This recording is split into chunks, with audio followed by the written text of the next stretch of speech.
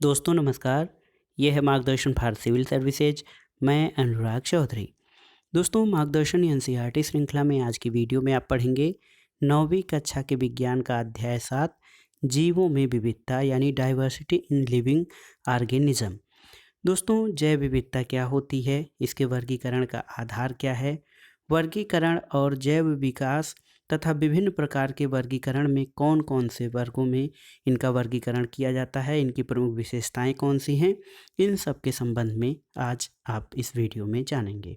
और अंत में आप पढ़ेंगे इस अध्याय का सारांश, यानी इस अध्याय में आपने क्या पढ़ा है। तो आइए शुरू करते हैं 9वीं कक्षा के विज्ञान का अध्याय 7 जीवों में विविधता। दोस्तों विविधता जो है यह जैव विविधता जीवन का आधार है। हमारे चारों ओर अनेक प्रकार के जीव जंतु और पेड़ पौधे हैं और ये सभी किसी न किसी रूप में एक दूसरे से भिन्न होते हैं और यही भिन्नता विविधता कहलाती है। दोस्तों पृथ्वी पर रहने वाले जीवों के विभिन्न समूहों के बारे में जब आप सोचेंगे तो कुछ जीव बहुत ही छोटे हैं, जैसे बैक्टीरिया। इनको सूक्ष्मदर्शी की सहायता से ही देखा जा सकता है। दूसरी ओर 30 मीटर लंबे नीले व्हेल और कैलिफोर्निया के 100 मीटर लंबे रेडवुड पेड़ भी पाए जाते हैं। कुछ चीड़ के वृक्ष हजारों वर्ष तक जीवित रहते हैं, जबकि कुछ कीट जैसे मच्छर और मक्खी इनका जीवन काल केवल कुछ ही दिनों का होता है। जैव विविधता रंगीन जीवधारियों, पारदर्शी कीटों और विभिन्न रंग वाले पक्षियों और फूलों में भी पाई जाती है। दोस्तों हमारे चारों ओर इस प्रकार की असीमित विभिन्नता होती है और इसको विकसित होने में लाखों वर्षों का समय भी लगता है। इन सभी जीवधारियों को जानने और समझने के लिए हमारे पास समय का बहुत थोड़ा हिस्सा है, इसलिए उनके बारे में हम एक एक करके विचार नहीं करेंगे। इनकी जगह हम जीवधारियों की समानता का अध्ययन करेंगे, जिससे हम उनके वर्गों में बांटकर कुछ समूहों में उनका अध्ययन करेंगे। दोस्तों जीवन के इन विभिन्न रूपों की विभिन्नता का अध्ययन के अनुरूप समूह बनाने के क्रम में हम ये निश्चित करेंगे कि कौन से विशिष्ट लक्षण हैं जो जीवधारियों में अधिक मौलिक अंतर पैदा करते हैं, और इसी आधार पर हम जीवधारियों के बारे में जानेंगे। तो आइए जानते हैं दोस्तों वर्गीकरण का आधार क्या है। दोस्तों जीव समूह के वर्गीकरण का प्रथम प्रयास सबसे पहले प्राचीन यूनानी विचारक अरस्तु ने किया था, और अरस्तु का वर्गीकरण जो था बहुत ही सीधा साधा था। उसने स्थल, जल और वायु में रहने के आधार पर वर्गीकरण किया था, लेकिन ये जो वर्गीकरण का तरीका है बहुत ही भ्रामक है। आप इसको ऐसे समझ सकते हैं जैसे समुद्र में रहने वाले कुछ जीव प्रवाल, व्हेल, ऑक्टोपस, स्टारफिश और शार्क हैं। ये कई मायनों में एक दूसरे से काफ़ी अलग हैं, भले ही ये जल में रहते हैं। दोस्तों हमको ये निश्चित करना है कि किन विशिष्ट लक्षणों के आधार पर एक वर्ग का निर्माण किया जाए, ताकि हम उनको वर्ग और समूहों में बांटकर उनके बारे में अध्ययन कर सकें। दोस्तों हमें सबसे पहले लक्षणों के बारे में जानना होगा। जब हम जीव के किसी विविध समूह को वर्गीकृत करते हैं तो सबसे पहले हमें ये जानना होगा कि इस समूह के सदस्यों में क्या समानताएं हैं, जिनके आधार पर कुछ को एक साथ रखा जा सके। और ये समानताएं या लक्षण उनका व्यवहार होता है, या ये कहें कि उन जीवों का रूप और कार्य होता है। किसी भी जीव के लक्षण से तात्पर्य होता है कि उस जीव का कोई विशिष्ट रूप या विशिष्ट कार्य है। जैसे हम में से ज़्यादातर लोगों के हाथ में 5 अंगुलियां होती हैं, जो कि एक लक्षण है। उसी तरह से होता ये है कि दौड़ने की क्षमता और बरगद के पेड़ के न दौड़ पाने की क्षमता भी एक लक्षण है। कुछ लक्षण दोस्तों एक दूसरे की तुलना में ज़्यादा मौलिक होते हैं, और इससे हम ये देख सकते हैं कि जैसे एक दीवार कैसे बनती है, दीवार में पत्थर किस प्रकार के लगे होते हैं, और ऊपर की ओर लगे पत्थरों का आकार नीचे के पत्थरों को प्रभावित नहीं करेगा, लेकिन निचले स्तर के पत्थरों के आकार से उनके ऊपर वाले पत्थरों का आकार अवश्य ही प्रभावित होगा। यहाँ पर सबसे निचले स्तर पर लगे पत्थर जीवों के उन लक्षणों के समान होते हैं जो जीवों के बृहत्तम वर्ग को निर्धारित करते हैं। ये लक्षण जो हैं जीव के किसी दूसरे भी संरचनात्मक या क्रियात्मक लक्षण से स्वतंत्र होते हैं। लेकिन उसके बाद के स्तर के लक्षण पहले के स्तर के लक्षण पे तो निर्भर रहते हैं, लेकिन बाद के स्तर के प्रकार को निर्धारित करते हैं। ठीक इसी तरह हम जीवों के वर्गीकरण के लिए भी परस्पर संबंधी लक्षणों का एक पदानुक्रम बनाते हैं। दोस्तों, आजकल हम जीवों के वर्गीकरण के लिए कोशिका की प्रकृति से प्रारंभ करके परस्पर संबंधित लक्षणों को ध्यान देते हैं। देखिए, जैसे एक यूकैरियोटी कोशिका में केंद्रक समेत कुछ झिल्ली से घिरे कोशिकांग होते हैं, जिनके कारण कोश की क्रिया अलग अलग कोशिकाओं में दक्षतापूर्वक होती है। और यही कारण है कि जिन कोशिकाओं में झिल्ली नुमा कोशिकांग और केंद्रक नहीं होते हैं, उनकी जैव रासायनिक प्रक्रियाएं अलग होती हैं। इसका असर कोश की संरचना के सभी पहलुओं पर पड़ता है। और इसके अतिरिक्त केंद्रक युक्त कोशिकाओं में बहुकोशिकीय जीव के निर्माण की क्षमता होती है, क्योंकि ये किसी खास कार्यों के लिए विशिष्टीकृत हो सकते हैं। इसलिए कोश की संरचना और कार्य वर्गीकरण का आधारभूत लक्षण है। दूसरी चीज़ ये है कि क्या कोशिकाएं अकेले पाई जाती हैं या फिर एक साथ समूहों में पाई जाती हैं या अविभाज्य समूह में मिलती हैं। दोस्तों, जो कोशिकाएं एक साथ समूह बनाकर किसी जीव का निर्माण करती हैं, उनमें श्रम विभाजन पाया जाता है। शारीरिक संरचना में सभी कोशिकाएं एक समान नहीं होती हैं, बल्कि कोशिकाओं के कुछ समूह खास कार्यों के लिए विशिष्टीकृत होते हैं। और ये चीज़ आपने कोशिका जो अध्ययन था, कोशिका का अध्याय था, उसमें आपने जान लिया है। दूसरी चीज़ ये है कि जीव प्रकाश संश्लेषण क्रिया के द्वारा अपना भोजन स्वयं बनाते हैं या प्रकाश संश्लेषण नहीं करते हैं। तीसरी चीज़ ये है कि उसी तरह जंतुओं के किसी तरह शरीर विकसित होता है और शरीर के विभिन्न अंग बनते हैं, और इसके अतिरिक्त विभिन्न कार्यों के लिए विशिष्ट अंग कौन से होते हैं, इसके बारे में जानना जरूरी है। इन प्रश्नों और इन उत्तर के माध्यम से हम जान पाते हैं कि विभिन्न लक्षणों का पदानुक्रम विकसित कैसे होता है। जैसे पौधों के शरीर के विभिन्न लक्षण किस प्रकार जंतुओं से अलग होते हैं, इसी कारण पौधों के शरीर भोजन बनाने की क्षमता के अनुसार विकसित होता है, जबकि जंतुओं का शरीर बाहर से भोजन ग्रहण करने की क्षमता विकसित करता है। और ये लक्षण वर्गीकरण के दौरान उपसमूह और फिर बाद में बड़े समूहों के विभाजन का आधार बनता है। वर्गीकरण और जैव विकास में क्या संबंध है, उसको जानते हैं। दोस्तों, सभी जीवधारियों को उनकी शारीरिक संरचना और कार्य के आधार पर पहचाना जाता है और उसी आधार पर उनका वर्गीकरण भी किया जाता है। शारीरिक बनावट में कुछ लक्षण अन्य लक्षणों की तुलना में ज़्यादा परिवर्तन लाते हैं। इसमें समय की भी महत्वपूर्ण भूमिका होती है। इसलिए जब कोई शारीरिक बनावट अस्तित्व में आती है तो वह शरीर में बाद में होने वाले कई परिवर्तनों को प्रभावित करती है। दूसरे शब्दों में, शरीर की बनावट के दौरान जो लक्षण पहले दिखाई पड़ते हैं, उन्हें मूल लक्षण के रूप में जाना जाता है। और इससे ये पता चलता है कि जीवों के वर्गीकरण का जैव विकास के साथ बहुत ही नज़दीकी संबंध है। जैव विकास क्या होता है? दोस्तों, हम जितने भी जीव को देखते हैं, सभी निरंतर होने वाले परिवर्तनों की उस प्रक्रिया के स्वाभाविक परिणाम होते हैं जो उनके बेहतर जीवन यापन के लिए आवश्यक होता है। और जैव विकास की इस अवधारणा का सबसे पहले चार्ल्स डार्विन ने 1859 में अपनी पुस्तक द ओरिजिन ऑफ स्पीसीज में प्रतिपादन किया था।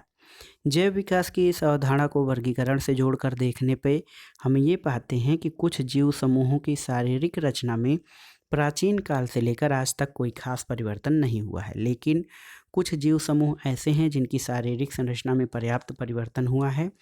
पहले प्रकार के जीवों को आदिम अथवा निम्न जीव कहते हैं, जबकि दूसरे प्रकार के जीव उनको उन्नत अथवा उच्च जीव कहते हैं, जो कि परिस्थितियों के आधार पर परिवर्तन कर लेते हैं। लेकिन ये शब्द उपयुक्त प्रयोग नहीं किए जाते हैं, क्योंकि इससे उनकी भिन्नताओं का ठीक ठाक पता नहीं चलता है। इसके बजाय हम इनके लिए पुराने और नए जीव शब्द का प्रयोग कर सकते हैं। चूँकि विकास के दौरान जीवों में जटिलता की संभावना बनी रहती है, इसलिए पुराने जीवों को साधारण और नए जीवों को अपेक्षाकृत जटिल कहा जा सकता है। वर्गीकरण समूहों की पदानुक्रमित संरचना क्या होती है? दोस्तों, अर्नेस्ट हैकल 1894 ईस्वी, रॉबर्ट व्हिटेकर 1959 और कार्ल बोस 1977, इन जैव वैज्ञानिकों ने सारे सजीवों को जगत यानी किंगडम नाम के बड़े वर्गों में विभाजित करने का प्रयास किया। व्हिटेकर द्वारा प्रस्तावित वर्गीकरण में 5 जगत हैं: मोनेरा, प्रोटिस्टा, फंजाई, प्लांटी और एनिमेलिया। और ये समूह कोष की संरचना, पोषण के स्रोत और तरीके तथा शारीरिक संगठन के आधार पर बनाए गए हैं। बोस ने अपने वर्गीकरण में मोनेरा जगत को आर्की बैक्टीरिया और यू बैक्टीरिया में बांट दिया, जो पहले प्रयोग में लाया जाता है। लेकिन पुनः विकसित विभिन्न स्तरों पर जीवों को उपसमूह में वर्गीकृत किया गया है, जैसे जगत यानी किंगडम, फाइलम यानी जंतु, डिवीजन पादप, वर्ग क्लास, गण को आर्डर, कुल यानी फैमिली, वंश जीनस और जाति स्पीसीज।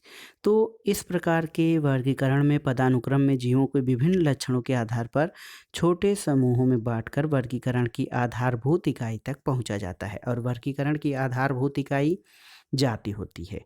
अतः किसी जीव को हम एक जाति के जीव कहेंगे। एक जाति के जीवों में बाह्य रूप में काफ़ी समानता होती है, वे जनन कर सकते हैं।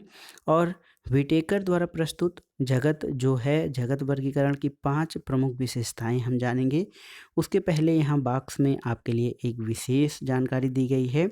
जैव विविधता या बायोडाइवर्सिटी क्या है? दोस्तों, जैव विविधता से तात्पर्य विभिन्न जीव रूपों में पाए जाने वाली विविधता या विभिन्नता से होता है। ये शब्द किसी विशेष क्षेत्र में पाए जाने वाले विभिन्न जीव रूपों की ओर इंगित करता है। ये विभिन्न जीव न सिर्फ एक समान पर्यावरण में रहते हैं, बल्कि एक दूसरे को प्रभावित भी करते हैं।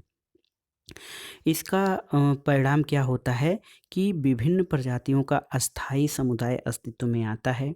आधुनिक समय में मनुष्य ने इस समुदाय के संतुलन को बदलने में अपनी भूमिका निभाई है। वास्तव में किसी समुदाय की विविधता भूमि, जल, जलवायु जैसी कई चीज़ों से प्रभावित होती है, आप जानते हैं।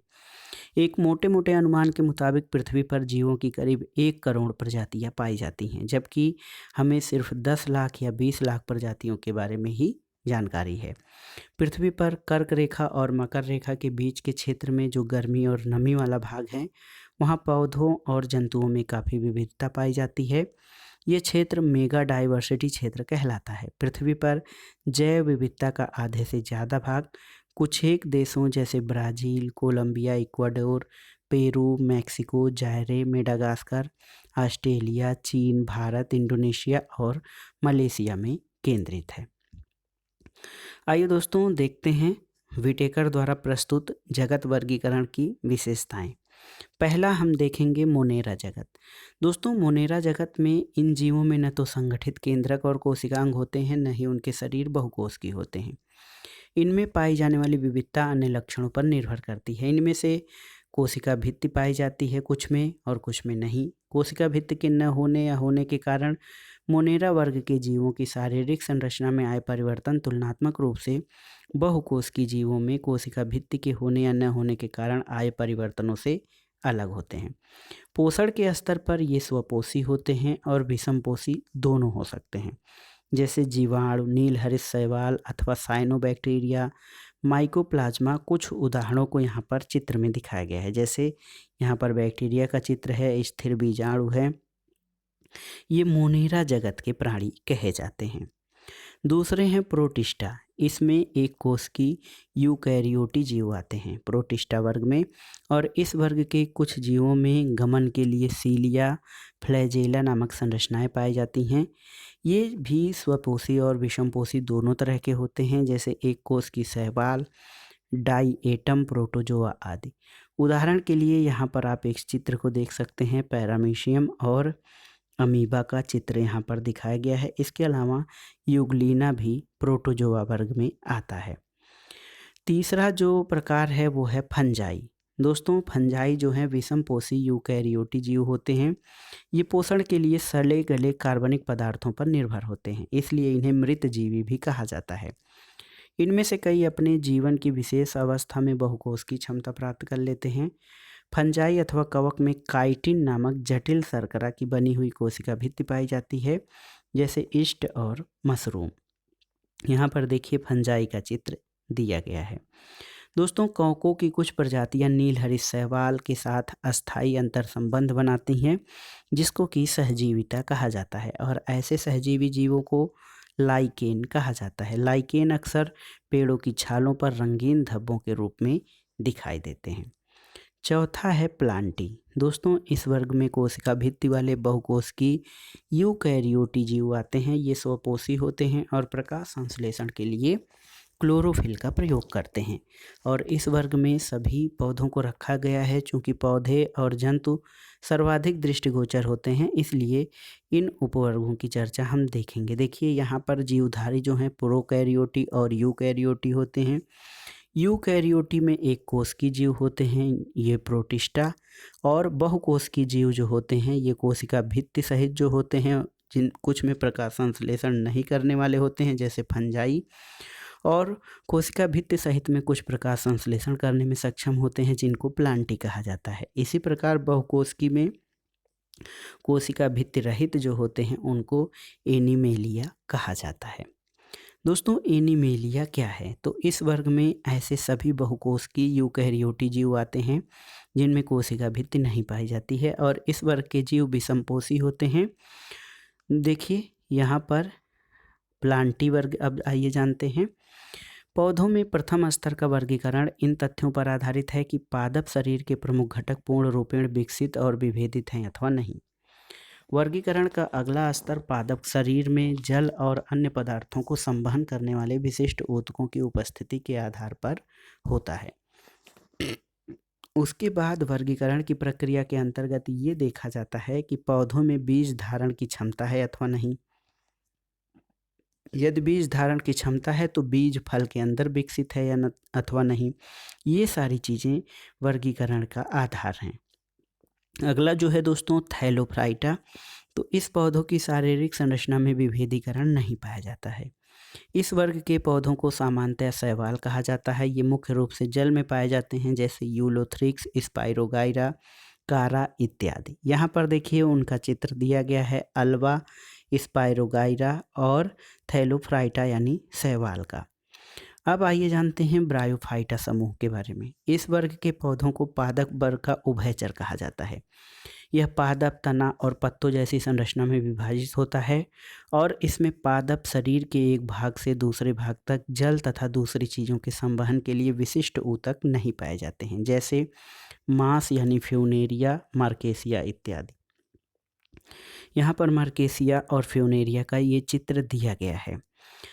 ब्रायोफाइटा के बाद आइए जानते हैं टेरिडोफाइटा के बारे में। दोस्तों इस वर्ग के पौधों का शरीर जड़, तना और पत्ते में विभाजित होता है। इनमें शरीर के एक भाग से दूसरे भाग तक जल और अन्य पदार्थों के संवहन के लिए संवहन ऊतक भी पाए जाते हैं जैसे मर्सीलिया, फर्न, हार्स्टेल इत्यादि। थैलोफाइटा, ब्रायोफाइटा और टेरिडोफाइटा में नग्न भ्रूण पाए जाते हैं जिन्हें बीजाणु या स्पोर कहा जाता है। इन तीन समूह के पौधों में जननांग अप्रत्यक्ष होते हैं और इनमें बीज उत्पन्न करने की क्षमता नहीं होती है। इस कारण ये क्रिप्टोगैम कहलाते हैं।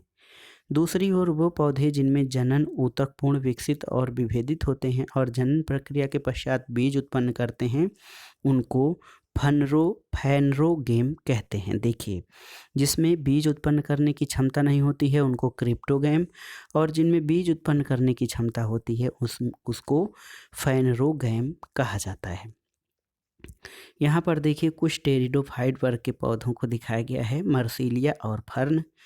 दोस्तों बीज के अंदर भ्रूण के साथ संचित खाद्य पदार्थ होता है जिसका उपयोग भ्रूण के प्रारंभिक विकास और अंकुरण के समय होता है। बीज की अवस्था के आधार पर इस वर्ग के पौधों को पुनः दो भागों में बांटा जाता है, जिम्नोस्पर्म जो नग्न बीजी पौधे होते हैं और एंजियोस्पर्म जिसमें फल के अंदर बीज होते हैं। जिम्नोस्पर्म, तो ये शब्द दो ग्रीक शब्दों जिम्नो और स्पर्म से मिलकर बना होता है, जिनमें जिम्नो का अर्थ होता है नग्न और स्पर्म का अर्थ है बीज। इन्हें नग्न बीजी पौधे भी कहा जाता है। ये पौधे बहुवर्षीय, सदाबहार और काष्ठी होते हैं जैसे पाइनस और साइकस। ये नग्न बीजी पौधे कहलाते हैं यानी अनावृत बीजी। और एंजियोस्पर्म जो है आवृत बीजी पौधे होते हैं। एंजियोस्पर्म, एंजियो का अर्थ ढका हुआ और स्पर्म का अर्थ बीज होता है, अर्थात इस वर्ग के पौधों में बीज जो होते हैं फलों के अंदर ढके होते हैं। इनके बीजों का विकास अंडाशय के अंदर होता है जो बाद में फल बन जाता है। इन्हें पुष्पी पादप भी कहा जाता है। इसमें भोजन का संचय या तो बीज पत्रों में होता है या फिर भ्रूणपोष में। बीज पत्रों की संख्या के आधार पर एंजियोस्पर्म वर्ग को दो भागों में बांटा गया है। एक बीज पत्र वाले पौधों को एक बीजपत्री और दो बीज पत्र वाले पौधों को द्विबीजपत्री कहा जाता है। पौधों के वर्गीकरण का आलेख जो है यहाँ पर आप देख सकते हैं। ये द्विबीजपत्री आइपोमिया कहा जाता है और एक बीजपत्री को फैलियोडेपेडिलम ये जो है। दोस्तों ये जो था हमारा पादप वर्ग का वर्गीकरण। इसके बाद आइए जानते हैं एनिमेलिया के बारे में। इस वर्ग में यूकैरियोटी, बहुकोशिकीय और विषमपोषी जीवों को रखा गया है। इनका कोशिकाओं में कोशिका भित्ति नहीं पाई जाती है और अधिकतर जंतु चलायमान होते हैं। शारीरिक संरचना और विभेदीकरण के आधार पर इनका आगे वर्गीकरण किया गया है। पहला है पोरीफेरा। दोस्तों पोरीफेरा का अर्थ है छिद्रयुक्त जीवधारी। ये अचल जीव हैं जो किसी आधार से चिपके रहते हैं। इनके पूरे शरीर में अनेक छिद्र पाए जाते हैं। ये छिद्र शरीर में उपस्थित नाल प्रणाली से जुड़े होते हैं। इसके माध्यम से शरीर में जल, ऑक्सीजन और भोजन पदार्थों का संचारण होता है। इनका शरीर कठोर आवरण अथवा बाह्य कंकाल से ढका होता है और इनकी शारीरिक संरचना अत्यंत सरल होती है। इनमें ऊतकों का विभेदन नहीं होता है और सामान्यतः स्पंज के नाम से जाना जाता है। ये अक्सर समुद्री आवास में पाए जाते हैं जैसे माइकान, साइकन, यूप्लेक्टेला, स्पाजिला इत्यादि। यहाँ पर देखिए दोस्तों यूप्लेक्टेला और साइकान को यहाँ पर चित्र में दिखाया गया है। दूसरा जीव है, दूसरा वर्ग है दोस्तों सिलेंट्रेटा। ये जलीय जंतु हैं। इनका शारीरिक संगठन ऊतकीय स्तर का होता है। इसमें एक देहगुहा पाई जाती है। इनका शरीर कोशिकाओं की दो परतों आंतरिक और बाह्य परत का बना होता है। इनकी कुछ जातियां समूह में रहती हैं जैसे कोरल और कुछ एकाकी होती हैं जैसे कि हाइड्रा। हाइड्रा, समुद्री एनीमोन, जेलीफिश ये सभी दोस्तों जो हैं सिलेंट्रेटा वर्ग के जीव हैं। प्लेटीहेल्मिन्थीज। दोस्तों ये पूर्ण वर्णित वर्गों में इस वर्ग के जंतुओं की शारीरिक संरचना बहुत जटिल होती है। इनका शरीर द्विपार्श्व समित होता है अर्थात शरीर के दाएं और बाएं भाग की संरचना समान होती है। इनका शरीर त्रिकोरक होता है। इनका ऊतक विभेदन 3 कोशिकीय स्तरों से हुआ है। इसमें शरीर में बाह्य और आंतरिक दोनों प्रकार के स्तर बनते हैं और इनमें कुछ अंग भी बनते हैं और वास्तविक देह गुहा का अभाव होता है जिसमें सुविकसित अंग व्यवस्थित हो सकें। इनका शरीर पृष्ठधारी और चपटा होता है इसलिए इन्हें चपटे कृमि भी कहा जाता है। इसमें प्लेनेरिया जैसे कुछ स्वच्छंद जंतु और लीवर फ्लूक जैसे परजीवी भी पाए जाते हैं। देखिए यहाँ पर चित्र में प्लेनेरिया, लीवर फ्लूक और टेपवर्म को दिखाया गया है। अगला जो वर्ग है वो है नीमेटोडा। दोस्तों ये त्रिकोरक जंतु होते हैं। इनमें से द्विपार्श्व सममिति पाई जाती है लेकिन इनका शरीर चपटा न होकर बेलनाकार होता है। इनके देह गुहा को कूटसीलोम कहते हैं और इनमें ऊतक पाए जाते हैं परंतु अंग तंत्र पूर्ण विकसित नहीं होते हैं। इनकी शारीरिक संरचना भी त्रिकोरकी होती है और ये अधिकांशतः परजीवी होते हैं। परजीवी के तौर पर ये दूसरे जंतुओं में रोग उत्पन्न करते हैं जैसे गोल क्रीम, फाइलेरिया क्रीम, पिन क्रीम इत्यादि। यहाँ पर देखिए मादा एस्कैरिस और बुचेरेरिया का चित्र। ये नीमेटोड में एस्के हेल्मिन्थीज वर्ग के जीव होते हैं। अब आइए जानते हैं एनिलिडा। आप जानते हैं एनिलिडा जंतु जो होते हैं इनमें वास्तविक देह गुहा भी पाई जाती है। वास्तविक अंग जो होता है शारीरिक संरचना में निहित होते हैं। इनके अंगों में व्यापक भिन्नता होती है। ये भिन्नता इनके शरीर और सिर से पूंछ तक एक के बाद एक खंडित रूप में उपस्थित होती है।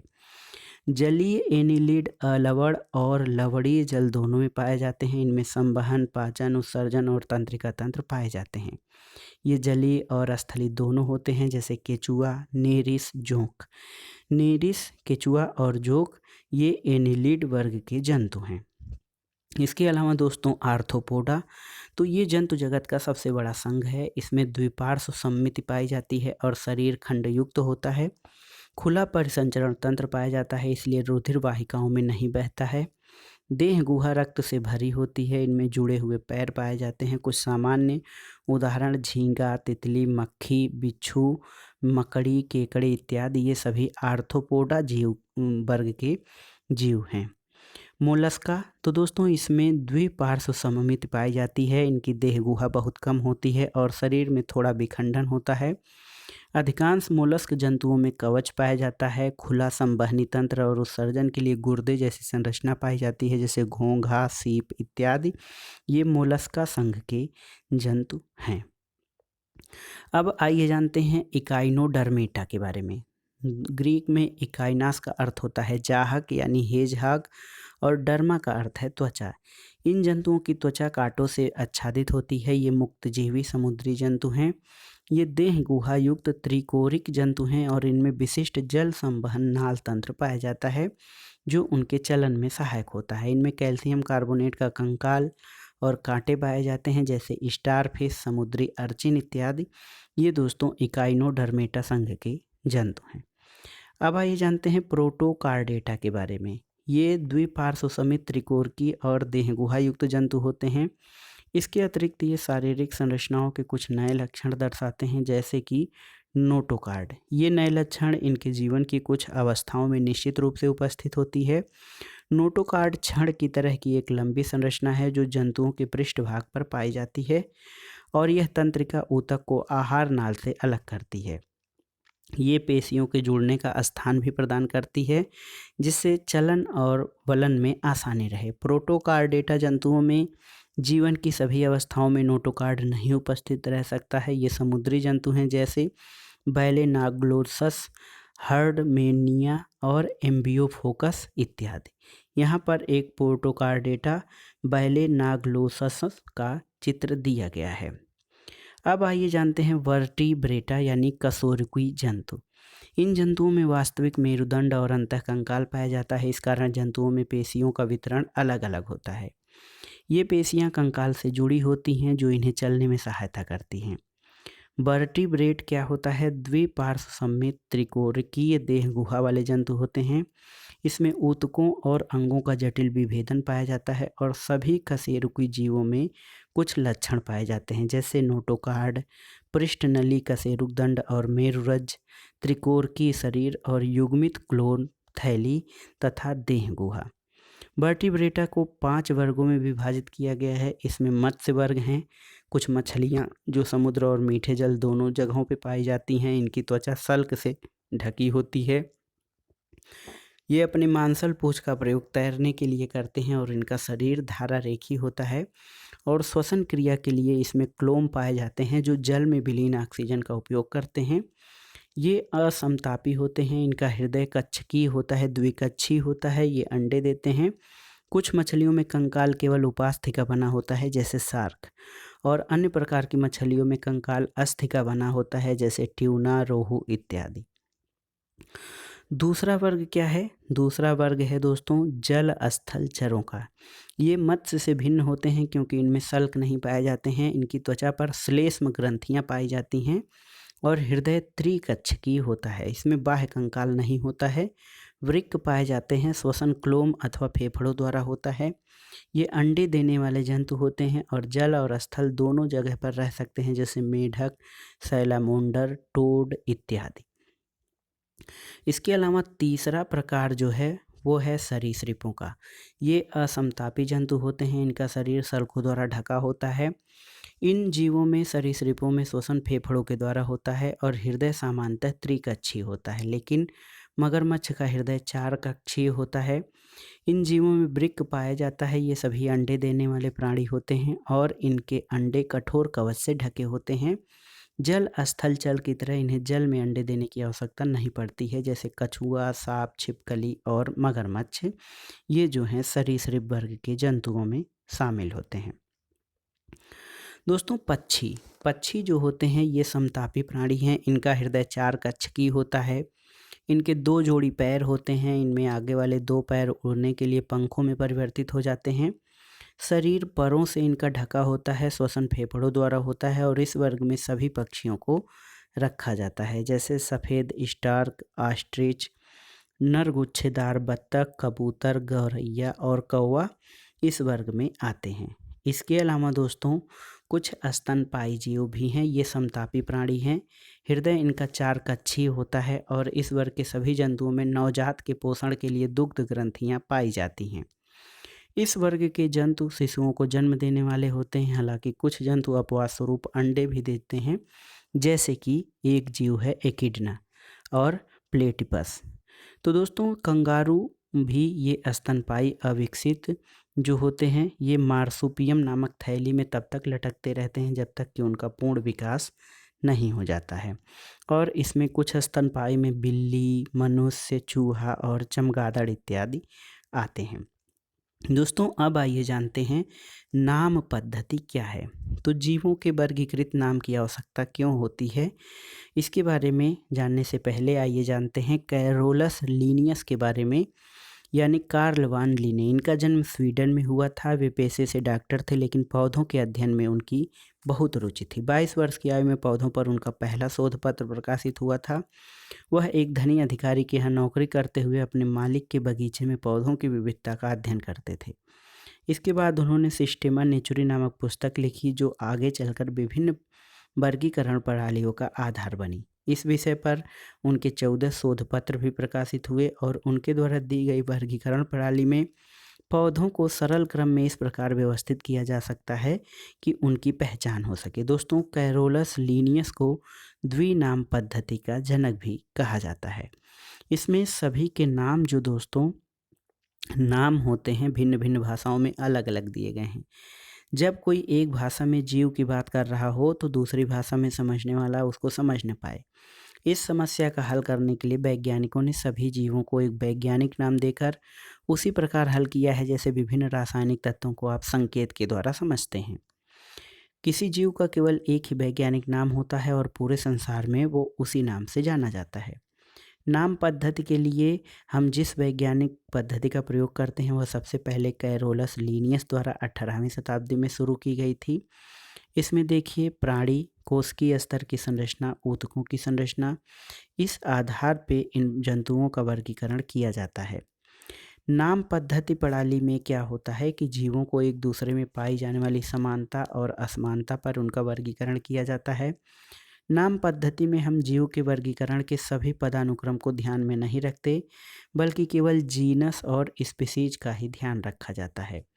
इसमें कुछ बातों का विशेष महत्व है। जीनस का नाम अंग्रेजी के बड़े अक्षर से शुरू होता है, प्रजाति का नाम छोटे स्तर से शुरू होता है, छपे हुए रूप में वैज्ञानिक नाम इटैलिक से लिखे जाते हैं और जब इन्हें हाथ से लिखा जाता है तो जीनस और स्पीशीज दोनों को अलग अलग रेखांकित कर दिया जाता है। तो दोस्तों ये था बहुत ही महत्वपूर्ण अध्याय विज्ञान का। तो इसमें जीव जगत में विविधता, इस अध्याय में आपने क्या जाना उसके बारे में आइए जानते हैं। वर्गीकरण जीवों की विविधता को स्पष्ट करने में सहायक है। जीवों को 5 जगत में वर्गीकृत करने के लिए कुछ विशेषताओं को ध्यान में रखा जाता है। कोशिकीय संरचना, इसमें प्रोकैरियोटी और यूकैरियोटी होते हैं। जीव का शरीर एक कोशिकीय अथवा बहुकोशिकीय होता है। बहुकोशिकीय जीवों की संरचना जटिल होती है। कोशिका भित्ति की उपस्थिति और स्वपोषण की क्षमता, और उपरोक्त के आधार पर सभी जीवों को 5 जगत में बांटा गया है। ये जगत है मोनेरा, प्रोटिस्टा, कवक, प्लांटी और एनिमेलिया। जीवों का वर्गीकरण उनके विकास से संबंधित है। प्लांटी और एनिमेलिया को उनकी क्रमिक शारीरिक जटिलता के आधार पर वर्गीकृत किया जाता है। पौधों को 5 वर्गों में बांटा गया है: शैवाल, ब्रायोफाइटा, टेरिडोफाइटा, जिम्नोस्पर्म और एंजियोस्पर्म। जंतुओं को 10 फाइलम में बांटा गया है। ये हैं Porifera, Coelenterata, Platyhelminthes, Nematoda, Annelida, Arthropoda, Mollusca, Echinodermata, Protochordata और कार्डेटा। द्विनाम पद्धति जीवों की सही पहचान करने में सहायता करता है और द्विनाम पद्धति में पहला नाम जीन का और दूसरा स्पीशीज का होता है। तो दोस्तों ये था आज का वीडियो, 9वीं कक्षा के विज्ञान का अध्याय 7 जीवों में विविधता या जीवों में विविधता, ये था हमारा अध्याय। ये अध्याय बहुत ही महत्वपूर्ण है जीव विज्ञान को समझने के लिए, और जो जंतुओं और पौधों का वर्गीकरण किस प्रकार से किया जाता है उसके बारे में जानकारी प्राप्त करने के लिए। वीडियो आपको कैसा लगा हमें कमेंट बॉक्स में ज़रूर बताइएगा। वीडियो को लाइक करें, शेयर करें और इस चैनल मार्गदर्शन फॉर सिविल सर्विसेज को सब्सक्राइब करें। वीडियो देखने के लिए धन्यवाद दोस्तों, नमस्कार।